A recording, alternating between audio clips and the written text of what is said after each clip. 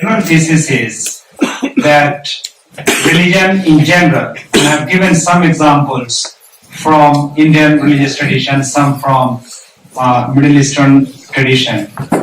So the larger thesis of book is about religion in general. It is simply the fact that since my specialization is in a particular tradition, I illustrate that thesis through this specific case. So, for example, I talk about Buddha as critique of his own time, when he did mount a very persuasive critique of the then existing hierarchies and inequality. And likewise, Moses, when he goes to the court of Pharaoh and delivers the message of monotheism, that in itself is an act of critique. So this is one general point that I want to make. The second point,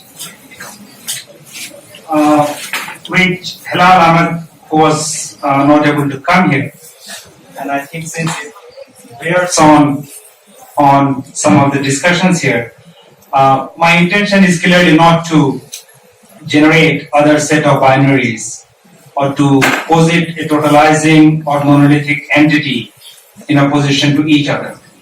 But at the same time, I want to say that in as much as I'm against homogeneity of a certain kind which this book critiques, I also see that, and I use this term called heterogeneous similarity, which is to say, generally speaking, people think that there is a homogeneity, but that homogeneity is expressed sometimes differently in different modes, in different languages, in different cultural terms, but the basic idea remains the same.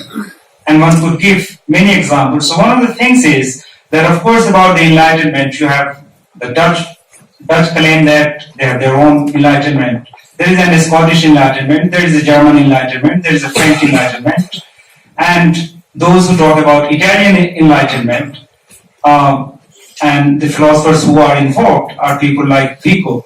So I'm not averse or I'm not indifferent to these different traditions of enlightenment. Of course there are, but at the same time I'm also interested in identifying a certain thread, which is not my imputation, but as reflected in their own comments, what is an underlying thread which connects them. Okay, so it is not to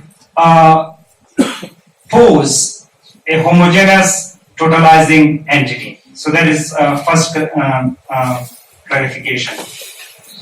Now, the point that Manisha raised, and I appreciate her concern about certain ideas of democracy, and of course the implication, especially in the kind of times that we live in. So my point here would be the following. It is one thing to have a practice of democracy, or for example, or for that matter, there is always a difference between an event and its narrativization. So what I'm trying to critique here is that the experience or the practice is one thing, and the way it is eventualized or narrativized is quite different. Now, the practical implication of this would be that certain intellectual events in European thoughts or certain intellectual events, whether it is in Hinduism, Islam, or other religious tradition. Now, of course, enlightenment as a phenomenon is very different from enlightenment as an ideology. In fact, the entire narrative of West, democracy, enlightenment, tolerance, reason, critique, these actually did not exist in the same way when Immanuel Kant or Voltaire lived. Much of this has happened after 19th century. So one of the striking things which I find, for example, in Mandela's autobiography called A Long Walk, he said that he didn't need to learn practices of democracy from the West. It is from his own tribal tradition that he learned it. But of course, that will not be described as democratic. because democracy is identified with West. So we have to make that disconnect. So in that sense,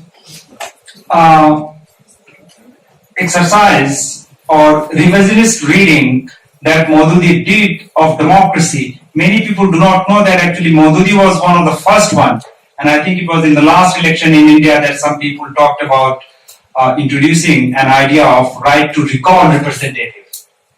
Maududi has already talked about this idea that in a democracy, it should not be the case that once you elect a representative, you are hostage to him or her for good. You should have the right to recall it.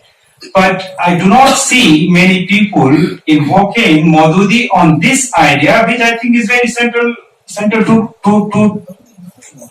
to democracy. Likewise, I think in many of the ways, Maududi is not making actually, his point is that actually democracy and pluralism, it is neither the claim of one civilization or one ethnic group.